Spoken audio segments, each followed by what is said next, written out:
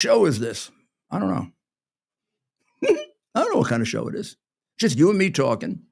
As we become more proficient technologically, Ted and I, and our little group, which includes Rob, of course, and Mike, and of course, Dr. Maria, who is home making a Thanksgiving dinner. Ted and I may have to put in calls for what we like. What do you like best on Thanksgiving? I mean, food. I'm talking about food now. Obviously the turkey skin, the dark meat, green bean casserole, mashed potatoes, of course, corn on the cob, or just corn, buttered corn. Yeah. Well, it has to be corn because corn is what we brought them, right? Yeah, that was like or did they teach us? Oh, they taught us corn. Someone brought somebody corn that day. Corn. No. The Native Americans taught us corn, and it really took off in Europe eventually. Turkey wasn't the first Thanksgiving. They don't know that turkey was there. Well, they don't know that, and turkey has gone back and forth as being very expensive and very cheap. Really? Like when you had to do a poor Thanksgiving, they would do like old chickens, and they would put lots of because chicken can get dry. They put a lot of water on it and stuff. But then turkey became cheaper than chicken, and they went back to turkey when we started. Chicken had been too expensive. You remember in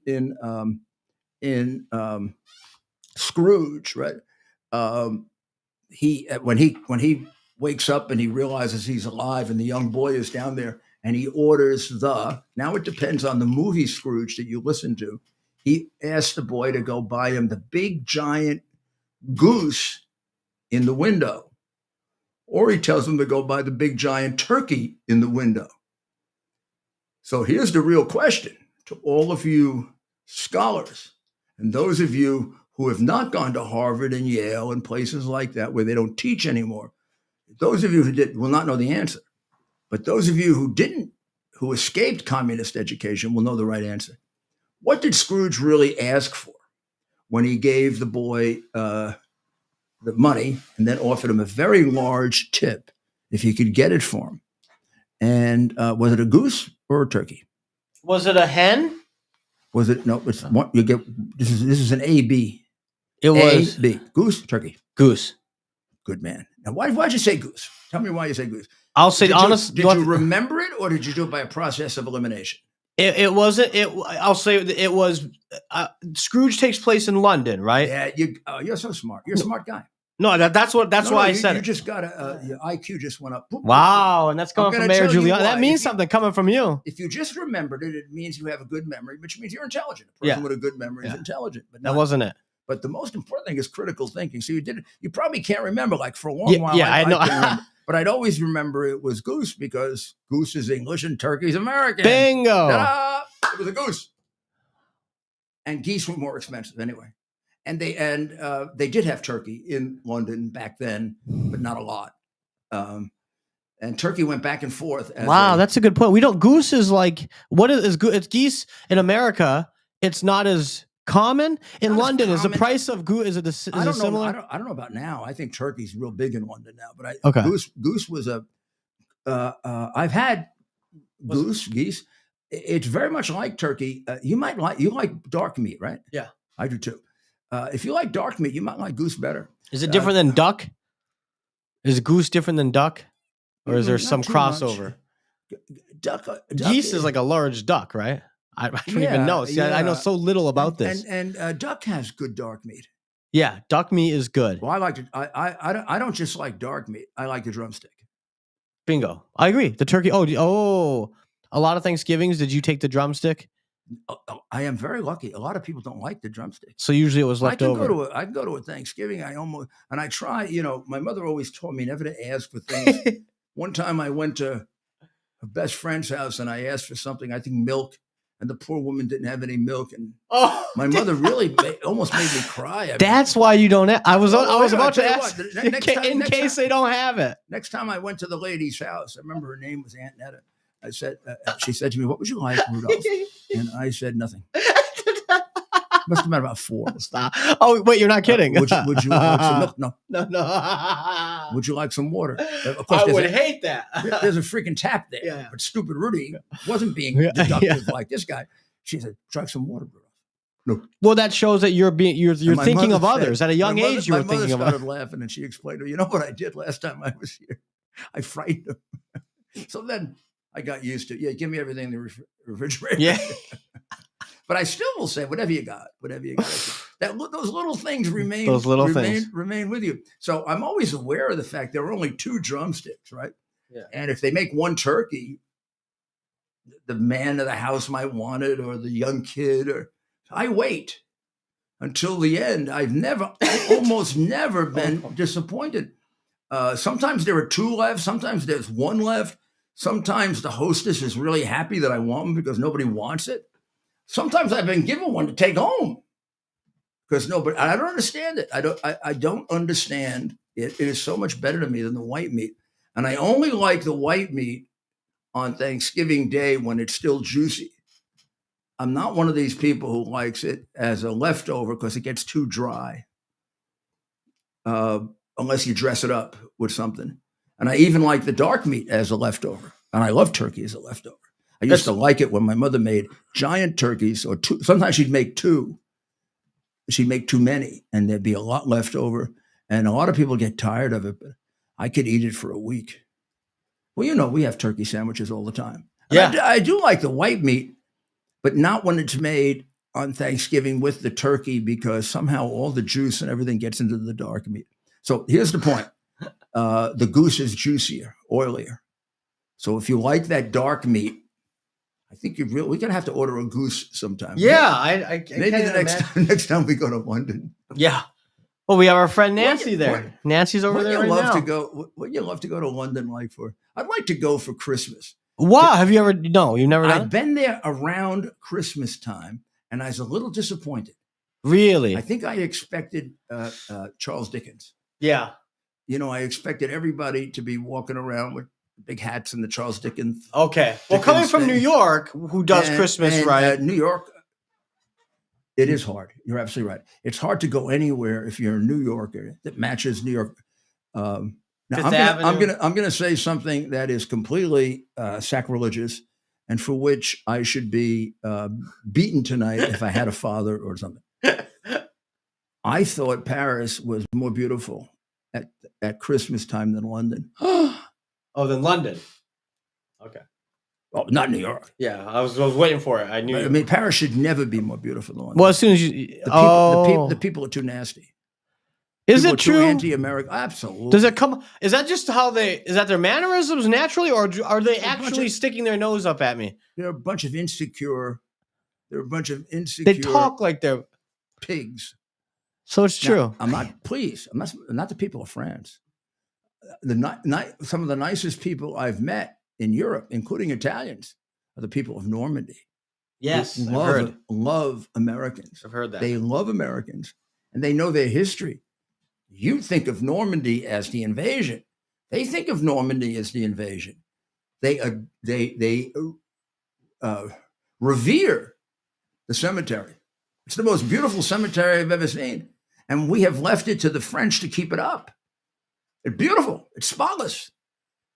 But they also remember William of Hastings, who left England left Normandy to conquer France, and made the King of England for the longest time, down to about a couple hundred years ago, the King of England, Wales, Scotland, Ireland, and France. They were claiming France, until around the Second World War. And because William of Hastings conquered, William the Conqueror, who conquered, also you could call him William of Hastings because he won it at the Battle of Hastings in 1066. It's one of the history numbers you got to know. You write it down for your kid. 1066, Battle of Hastings. It was the conquest of England by the Normans, which are a distinct tribe or distinct group, like the Saxons and and partially French, partially English, more Latin than the people on the island, more out of the European Latin tradition. Europe is all Latin. It was conquered by Julius Caesar. Main Europe, what we consider the main countries of Europe, are all tied together by having been organized by the Roman Empire during the Gallic Wars, when Caesar conquered them, taught them Latin, made the good ones Roman citizens, made the bad ones slaves or killed them, and put together. And he was probably for 1,000 years the person who had the biggest impact on the formation of what we call Western Europe. These are things you need to know, because there are traditions that come out of that are so important to the vitality of what we are and who we are, and why we were able to win wars that other people couldn't win. Why our set of beliefs are so darn solid and strong, because they're rooted in rocks, massive rocks, the massive rock of Judaism, the massive rock of Greek knowledge, Greek philosophy, Greek literature, Greek morals, Greek rhetoric, Greek politics. Then transformed, and many people, think of Rome. Rome, there were many contributions Rome made, but I'm not uncomfortable about this. Well, Rome is inferior to Greece because Greece came up with all the ideas, and that's true. But Rome interpreted them, and Rome spread them. You might say, if it weren't for the Romans, the Greek knowledge and philosophy and much of it may have been wasted and never put into places where it lives forever. Because the Romans had tremendous respect for the Greeks. They never really conquered Greece. They didn't have to. They cooperated with them. If anything, Greece conquered Rome with its ideas. And every educated Roman spoke perfect Greek. And then the two merged together into Greco-Roman, Greco culture, and they spread it. Contribution of the Romans, you want to give them an individual one of the Roman law. The first big codification of the law, taking concepts from Greece and from Judaism. And we can go on and on. But this is a civilization that has meant more to the humanizing of the world than any other civilization. When we talk about studying the humanities, we're talking about studying Western civilization. No other civilization had the humanities.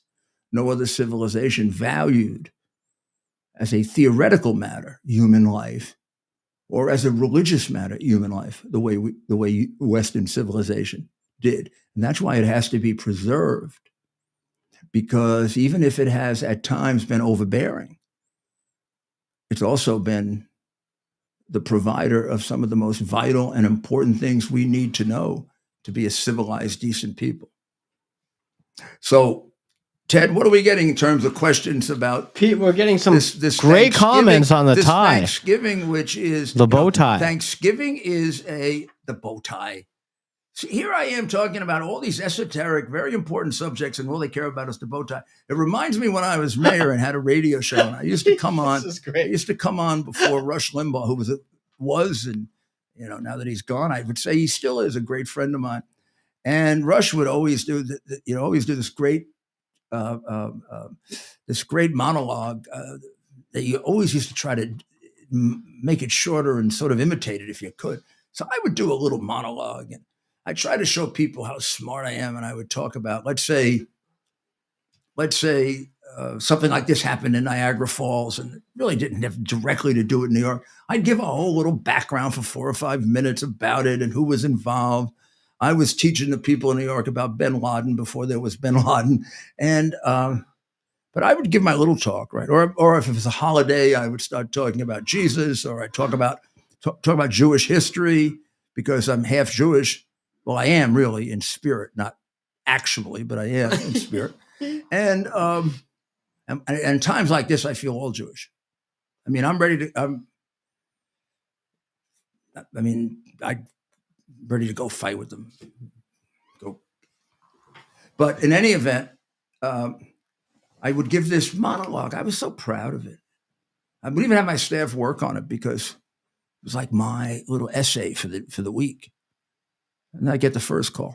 So I just finish a deep monologue on the roots of murder, the crime of murder, and how it emerged and how it became a crime, the various types of murder, how it goes back to Roman, English, Napoleonic law, and how we did it.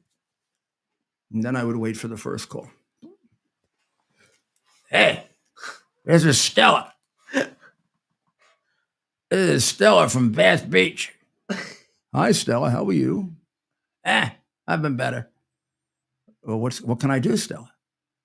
You know, I read this article about how you reformed New York. We got a balanced budget. Crime is down.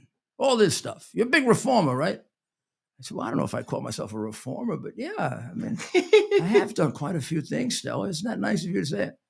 Well, there's a damn tree in front of my house. The tree came down. You remember the storm 3 weeks ago? You didn't come out here during the storm. A big storm here. The storm is right down in front of my driveway. I got to go around the other driveway of my neighbor, the seminarios, and they took it for a couple of weeks, but now I'm ruining their lawn and they're cursing at me. When the hell are you going to come? And what is this reform? When Dinkins was mayor, it only took 2 weeks. With you, it takes 3. I said, well, Stella, I'm really sorry. Give me your address. Or if she was nervous, I'd say, stay on the phone. We'll get the address. We'll have somebody out there. Sometimes they get me so upset, I go visit them. And I had a woman I think I talked down from suicide. I gotta find that. You mentioned that. I did. She was a Jewish woman, very young Jewish girl. I want to find that. Who was right after I got reelected too, and it was in the period of time after I was reelected. So I can give you the time. It was 1997. It would have been in November of 1997, and she was an Orthodox, I believe, Hasidic Jewish woman, and she had a lot of children at a very early age, and her husband was a scholar, as many of the Hasidic men are, where they study all day. They're almost like married monks. But he was giving her no help with the children, and she pretty much had it. And she was saying really things that made me nervous. And I've had some experience with suicide. Some of it is in the movie Prince of the City. You can see that I'm not just a complete amateur. So I immediately sort of kept her on the phone, and I got one of my people. I think it was Manny Papier. I think it was Manny. I'm not sure who. Probably was Manny. And 2 of them went out there where she was because I couldn't get off the air right away.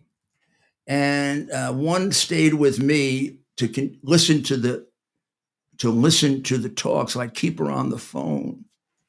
And I kept her on the phone until my guys got there. Then I got off the phone and I finished the show and I went out there and I visited her. And the problem was that the husband, and I think they had 7 or 8 children, and they couldn't have been more than 30, and was never home. And it wasn't that he was fooling around with women, or he was fooling around with the Torah. He was studying the Torah from 8 a.m. until midnight. So I waited for him to come home, and he and I had a dad and son talk. And I had a big talk with him over how we had to relax the Torah thing and take care of his wife, who he did love. And the guy was like shy. I think he thought I was fooling him when I was telling him that she was suicidal or like suicide. I had to play I had to play. He was first. He was very embarrassing. Lucky he wasn't like a violent kind of guy. But if he was, he might have hit her or something for like breaking the code. And then we became very good friends. That was one of my nicest ones that I really appreciated a lot. Wow. And then I loved Thanksgiving when I was mayor because I would go to the parade every year. And my kids loved the parade before Thanksgiving because I used to take them to the balloons. See, that's one of the few times that I did it in the studio. We'll save the audio for tomorrow. But I found this. You know what I'm gonna be listening to tonight. I got 2 hours of the but I used to do it at my desk in City Hall. I used to do it on LaGuardia's desk because that's the desk that I had at City Hall. I had Fiorello LaGuardia's desk, and they fixed it up. They put a permanent. Thanks for doing this show. I guess they put a permanent. Should we play the audio? Very good. I don't know if I'm doing my show here or I'm substituting for Hannity. I don't know. Station WABC. He This usually is from broadcasts the show from his office January, in City February, Hall, March, but April this morning 8th, he was in 1994. WABC This is the studios, very beginning. where we joined him. Who are these His guys? show runs Who are about those an hour. guys? Those are the producers. I was only Every Friday, New mayor, York City Mayor 3 Rudolph months. Giuliani hosts this talk radio That program. definitely looks like a radio producer. this- No, we love our guys, but Wait a second. This could have been the first show. That's definitely a New York board radio op right there. station I say that WABC. lovingly. We love the He best usually board op right broadcasts there. the show from his office in You City never Hall, saw the but this old, morning studio, he was in the old WABC studios, They where were we in joined Madison him. Square Garden. His show Those guys runs in about suits, an hour. yeah. Oh, he's the producer. Go to the game. This is one of the games this week. He was the producer. Enormously excited. I was there. 57, 58. Never thought I'd be doing this for a living. Now here we are doing it for a living. WABC 77. And we'll play some of this tomorrow. I was the first mayor to do this. LaGuardia would go on the air a lot, and Koch would go on a lot, but he didn't have his own show. Now, Bloomberg followed up. I have the audio actually, but I don't want to play it. Well, I'm going to watch this after we sign So off. maybe we'll play it tomorrow on Thanksgiving. Yeah, we'll get some clips. They got the full 2 hours, Mayor. I'm having a feel. Well, I think we only did the first show for 2 hours. Then it became one. I didn't have 2 hours to give. Oh, you were busy. You're a mayor. Yeah. And this show. This is amazing that I found this, by the way. This show was done in my office in City Hall, not here. This is a studio. This is the Midtown Madison Square Garden Studios, right? Yeah, this may have been one of 4 or 5 times I did it there. Sometimes I would do it here because it was on the way to work. And that's Christine Latigano, who was my communications director, who came up with the idea. She came up with this. Oh, yeah. We came up with Air Giuliani. It was our way of beating the liberal press, who would never give me a fair shake. I said I would be on. What are they looking at, cameras? Oh, yeah. Well, this had to be the first one because they put it on television, too. So they're looking at for the cameras. Yeah. I think that's why we did it there. And then from then on, we did it down at City Hall, where we didn't have cameras. That must be. I recognize him. Is there a chance that's? No, I'm not going to guess without knowing. I think I know who you think it is, and it isn't. It is? It's not the husband of somebody? No. Oh, maybe. You know who I'm thinking? Who are you thinking? No, tell me later. Oh, yeah. I don't want to guess wrong. But if I'm right, I'm going to say. ABC, you know the history of ABC. It's unbelievable, right? Well, who owned it then? Well, I mean, this is the beginning of. Oh my gosh, I got to play the beginning. This is the beginning of the Hannity, Rush, Limbaugh era. Should we turn on the volume? They weren't that famous then, Ted. Limbaugh. This is where they would do it. Well, Hannity Rush was on before me, and Limbaugh and Hannity was on in the afternoon at 3 to 6. So you were mayor for a few months now. Well, I became mayor in January, on January 1st. So what's the date down there? Wow, there's your comms director. There's the other guy who works for the station, I take it? Yeah, no, one of my writers. That guy in the back is one of your writers? Can barely see. Yeah, he's looking for good clips. Wow. So they're ready to go. You got your team there. And she's evaluating. I'm not sure we were going to do this at this point. At this point, she's like, I think you look how she looks a little pensive. Doesn't she look nervous? Yeah, I mean, Yeah. You don't know Christine well enough. She rarely shows anything. she's thinking. She's doing a lot of. I hope he knows what he's doing. Yeah. Now, I had already done the Bob Grant shows about 4 or 5 years earlier, so this wasn't my first time on radio. This was. I'm not getting the volume. She's giving me last-minute instructions. She's laughing. It must have been something funny. You said something funny. There you are. Yeah. You got your pens there. Your pens, paper. Look, not much has changed there. I may have said something that I shouldn't say on radio. Yeah. Oh yeah. You know She's that. got one. I used to always get my staff nervous. Like before a speech, I would say all kinds of crazy things, and they think I would say it during a speech. I used to love to watch them go, "Oh, Mayor, you can't say that. Mayor, you can't say that." Wow, you're getting ready. This is the big chair. Look at those mics. Look at those. What's that in front of me there? What? This mic? What's in the middle there? It's like a big WABC, and then is that just like a glass? There's like another mic, right? Yeah. This is not John's station at this time, right? Oh no, way before. This is like WABC, probably ABC, right? Or... This is WABC, the WABC that invented Rush Limbaugh. Look at the studio. So this is now outside the studio. Or no. This is maybe looking at the glass. I think this might be in the studio looking at the glass. Honestly, I think you're looking from the control room into the studio. Or you're looking from inside the studio at the control room and the reflection. Or is that the control room there? Yeah, and you're getting the reflection. And you see all the tapes up there? They don't have those any longer. It's all... Oh, what are those tapes? Those are tapes of the shows, prior shows. They put them right there. Yeah. Just wherever you can fit them, I guess. Prior shows, because it wasn't digital. It was all... Sure. You'd ask for it. You'd say, please send me the tape. And they'd have to go find it. That's how you follow things. Oh, now they're showing the outside. Oh, no. This is a little strange. You must be starting here. Yeah. Maybe you're on the air now. I think I am. There she is. It's almost like I could be sitting there. It's like shit. That's like you. I replaced. That's like me. Yeah, just get her some headsets. Just a little better looking. She's just a little bit better looking, right? She's got to get her some headphones. I've been asking for headphones. She has headphones on. Can't you see them? Oh, she does. You're right. Oh, yeah. She's pouring a Diet Coke. Oh, is that a Diet Coke? We'll get to look at it. It says Coke. Oh my goodness, that's a Diet Coke. Mayor, replace her with me. 94, 104, 14. That's almost 30 years ago, my friend. That's 29 years ago. There she is sitting there, putting headphones on, taking notes, getting a Diet Coke. Probably got yours already. Oh, I have to watch this. We got to sign off so we can watch, and then we'll pick some good clips, and we'll. So I mean, we've been playing this now. The thing I want to know, I'm gonna leave it as a mystery for tomorrow. What I would like to know. I'd like to know if this was my first show. And that's why I did it there. Well, we're going to catch the beginning of it now. People have been listening. Might as well. All right, let's just play a little teeny bit of it. I can tell you right away it's my first show. I think it is.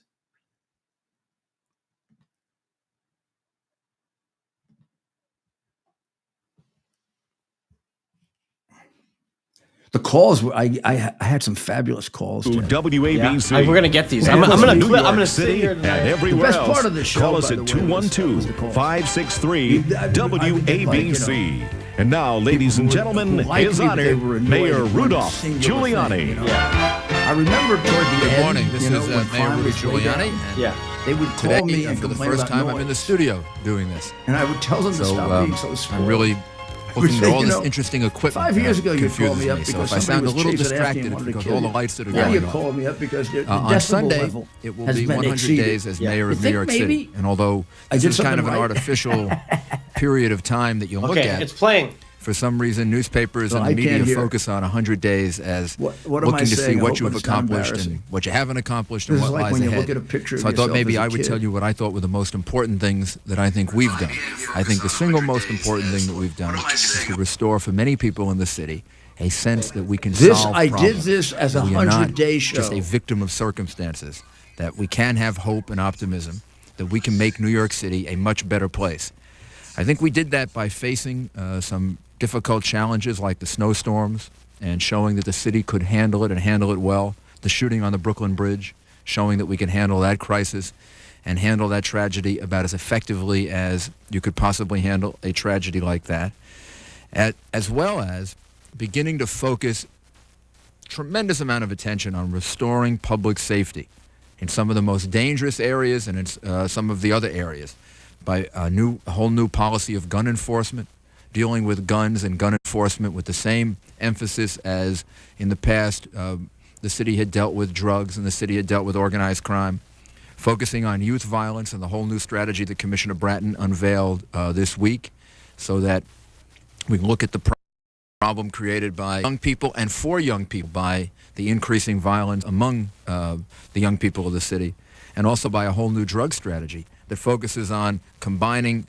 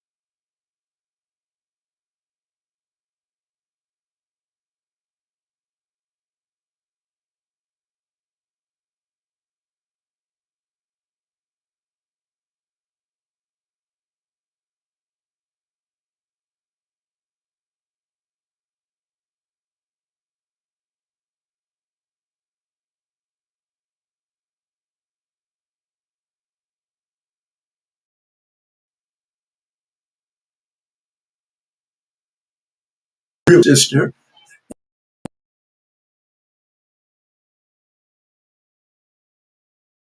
Mine is we had the same grandparents on both sides of the family. I think they call it double cousins. I know I get a lot of teasing for having married my cousin. My cousin was my third cousin, or actually second cousin once removed. It's allowed. It's not wrong. No laws against it.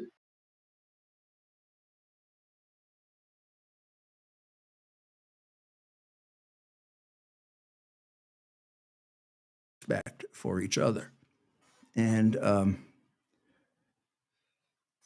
well, I'm going to ask everyone on a Thanksgiving that if you are a patriot and if you are a lover of America, you know, beyond just you have to, but there's a certain thing in your heart and you get a little bit of a goosebump when you hear the national anthem or you see the flags or you see a great moment of American history, or maybe the landing of the Mayflower or the planting of Iwo Jima or any of the, or the planting of the flag on September 11.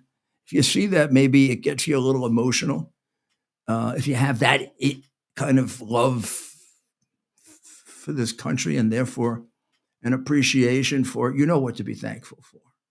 Because it doesn't matter how hard we have it here. It doesn't matter what we're going through. And it doesn't even matter that in some respects, they've taken it away from us. When you look at what we're revealing now about January 6th, those people weren't treated like they're Americans. Even if they were as wrong as they would like to pretend they are, they weren't treated like Americans. They didn't commit the kinds of crimes where you send Gestapo into their homes and frighten the hell out of their children. Neither did Roger Stone. Roger Stone didn't commit a crime, first of all, but even if he did, it's a paper crime. He's going to kill somebody. You got to come in with the. I mean, that's crazy. Something happened to them. A lot of them. I really do think when we study this history about January 6th and the unbelievable exaggerations, the ridiculous, unbelievably un-American covering up of the hard drive, the persecutions that came out of the bought and paid for fraud known as Russian collusion, bought and paid for by Hillary Clinton, who had already committed more crimes than anyone I can think of in the American government, 33,000 emails destroyed. They're going after Biden and Trump now for not turning in things. They didn't destroy them as far as I know.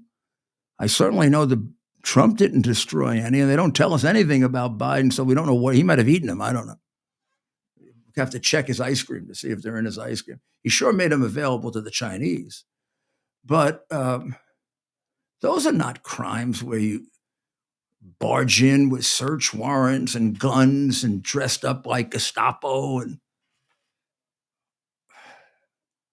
you go look at when I arrested the mafia, they weren't dressed like that. Or the famous time that I had, they say I had, it actually happened as on the spur of the moment, but the cuffing of the people at one of the financial institutions. The guys who did it were postal inspectors, not even FBI. It was only 5 of them. And there was a guy they arrested, and they put handcuffs on him. They weren't dressed up like the SS. They were dressed up like this. And it was considered, oh, what a terrible thing Giuliani did. He really embarrassed them, and he put him in handcuffs and walked him out through the office. And actually, no one will believe this, but I didn't order it. It happened. The guy refused to come along, and it was their rule. And I actually thought it was too much, but I wasn't going to say that and cause problems for my agent. So I took the heat for it, and was happy to take the heat for it. It wasn't that terrible a thing anyway. But if they had gone in like the Gestapo, I'd have got them all fired. But the point is, we're not at a point where we were several Thanksgivings ago, where we were fighting to prevent America from becoming, in certain respects, a fascist country. We are now, and I will modify it somewhat by saying, we are now, in certain respects, a fascist country. We are an embarrassment to our forebears. We have let them down. You've let your mother and father down, your grandfather and your grandmother.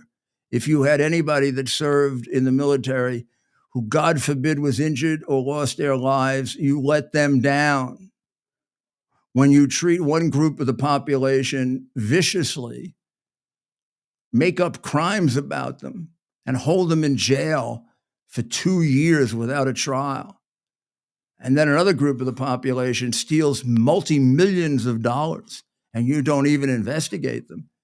That's not the America that was given to us. That's the America we allowed to be taken away from us by Marxism, because we didn't pay attention. We didn't pay attention to the actual things that were happening in front of us, and we didn't pay attention intellectually to the connections between those things. And we're better than that. And actually, we're going to win it back, because we are a lot better than that. This is a great country. It has great people. And the values, even when we don't all learn them, they're there. They're there in our spirit. Now, you'll see. So thank God. Let's go back and do the original Thanksgiving of George Washington. What was he thankful for? The United States Constitution. We still got it. It's still there. Let's be thankful for it. God bless you.